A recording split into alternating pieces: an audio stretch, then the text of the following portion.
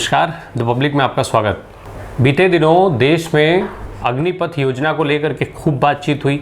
अग्निवीर को जो 4 साल का सर्विस है उसके बाद रिटायर होने के बाद तमाम तरीके के रोजगारों में समायोजित होने की बात भी सरकार द्वारा खूब मजबूती से उठाई गई। पर कल यानी शुक्रवार को लोकसभा में पूर्व सैनिकों को रोजगार के संबंध में एक आंकड़ा पेश किया गया।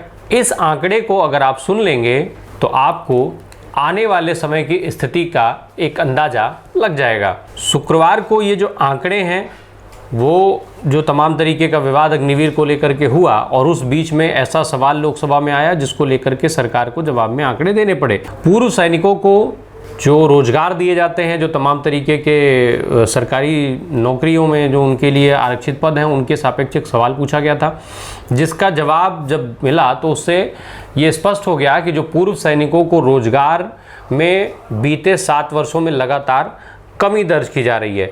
लोकसभा सांसदों ने 2014 से लेकर के 2022 तक में जो सरकारी नौकरियों में भर्ती हुई है उसमें पूर्व सैनिकों की कुल संख्या का ब्यौरा मांगा था।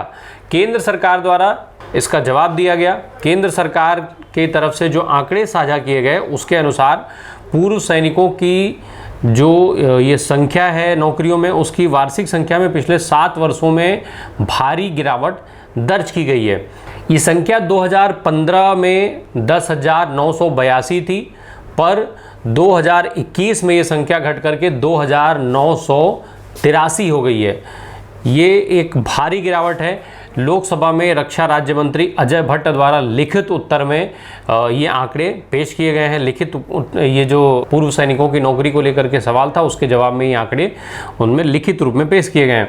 सरकार ने जो 14 विपक्षी लोकसभा के सदस्यों के द्वारा पूछे गए सवाल के जवाब में ये डेटा साझा किया है। सांसदों ने 2014 से लेकर के 2022 तक के आंकड़े मांगे थे। 2014 में जो ये संख्या थी उसमें वो संख्या कम थी, फिर 2015 में ये बढ़ी, पर 15 के बाद से लगातार इस संख्या में गिरावट देखी जा रही है। 2014 में जो सरकारी नौकरियों में केवल 2322 पूर्व सैनिकों को समायोजित किया गया था, पूर्व सैनिकों को नौकरी मिल पाई थी, पर यह संख्या 2015 में बढ़ी, 10,000 से ऊपर गई। फिर इसके बाद ये लगातार घटती चली जा रही है। 2016 में घट करके ये आंकड़ा जो है वो 9,086 हो गया।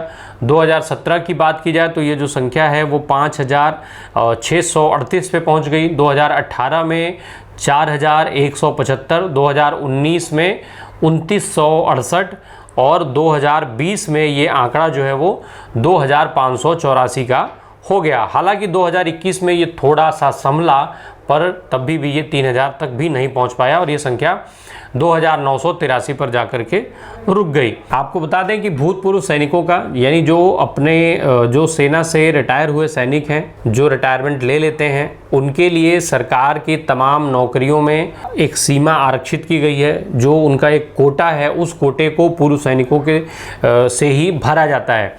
जो सांसदों ने जो सवाल पूछे थे उसके आंसर में जो चीज़ें दी गई हैं उसमें 30 जून 2021 तक केंद्रीय सिविल सेवा और पदों पर यानी CCS&P में भूतपूर्व सैनिकों का प्रतिनिधित्व जो उसकी बात होती है वो ग्रुप सी के पदों में 1.39% और ग्रुप डी में 2.77% था।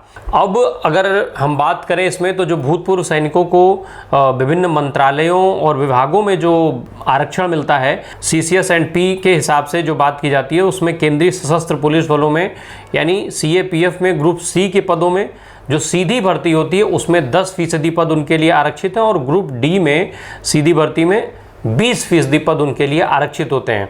वहीं केंद्रीय जो सार्वजनिक क्षेत्र के तमाम उपक्रम हैं, सार्वजनिक क्षेत्र के बैंक हैं, उनका कोटा इससे ज़्यादा होता है क्योंकि उसमें ग्रुप सी में जो सीधी भर्तियां होती हैं उसमें इनका कोटा 14.5 यानी 14.5% है। वहीं जो ग्रुप डी की सीधी भर्ती है उसमें ये 24.5% यानी 25.5% भूतपूर्व सैनिकों के लिए आरक्षित पद हैं। ऐसे में जब सरकार इतनी मजबूती के साथ ये दावे कर रही है कि हम अग्निवीर रखेंगे, 4 साल के लिए वो सेना में सेवाएं देंगे, उसके बाद वो रिटायर होने के बाद तमाम दूसरी नौकरियों में उनको प्राथमिकता मिलेगी। कई राज्य की सरकारों ने भी घोषणा कर दी कि हम उनको अपने यहाँ नौकरियों में प्राथमिकता देंगे। किस आधार पर देंगे, क्या देंगे, वो अभी क्लियर नहीं हो पाया था। और उसमें कई सारी चीज़ों की बात हो रही थी कि हम उनके लिए अलग से शिक्षा की व्यवस्था कर रहे हैं, हम तमाम तरीके की जो प्रोफेशनल कोर्सेज़ हैं वो अपने नौकरी के दौरान वो कर सकते हैं, फिर उनको अच्छी नौकरीज मिलेगी। और ये तमाम सारी जो दावे लगातार केंद्र सरकार से लेकर के और तमाम राज्यों की सरकारों द्वारा किए गए। हालांकि वो अलग बात है कि कहीं चौकीदार रखने और कहीं इस तरीके की नौकरियों के भी ऑफर दिए गए कई राज्यों में, वो हम आपको पहले की तमाम वीडियोज़ में बता चुके हैं।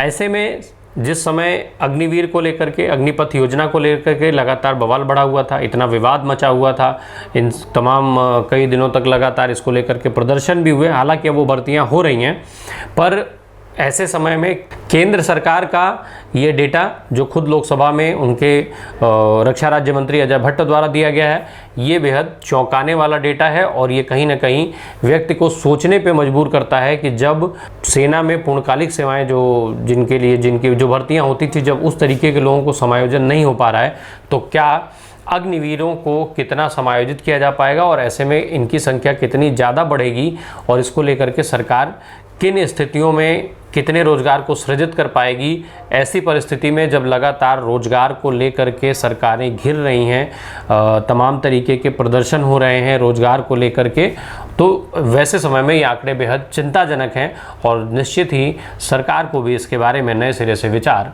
करना होगा। धन्यवाद।